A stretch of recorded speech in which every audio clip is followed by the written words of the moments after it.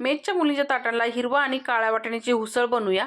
वाटाणा स्वच्छ धुवून घेतलेला आहे, भिजवलेला वाटाणा आहे। कुकरमध्ये टाकून पाणी टाकलं, मीठ टाकलं, झाकण लावून 4-5 शिट्ट्या काढून घेतल्या।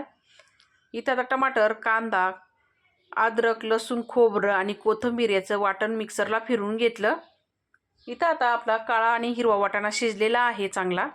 कढईमध्ये तेल गरम करून त्याच्यामध्ये मोहरी, जिरा आणि कढीपत्ता टाकला।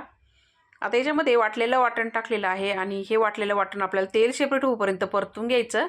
घरगुती मसाला, लाल काश्मीरी मिरची पावडर, गरम मसाला, हळद आणि धना पावडर टाकली आणि तेल सेपरेट होईपर्यंत वाटण चांगलं परतून घेतलं। आता लगेच त्याच्यामध्ये मी वाटाणा टाकून घेतलेला आहे। पाण्यासोबत टाकायचं, एक्स्ट्राचं पाणी काही टाकलेलं नाही आहे मी। उकळी काढून घेतली, चवीनुसार मीठ टाकलं, कोथिंबीर टाकली, परत एकदा चांगली उकळी काढून घेतली। तयार झाली मस्त अशी काळ्या आणि हिरव्या वाटाण्याची उसळ। तर मंडळी, या तुम्ही पण खायला जाता तर चॅनलला सबस्क्राईब करा। धन्यवाद।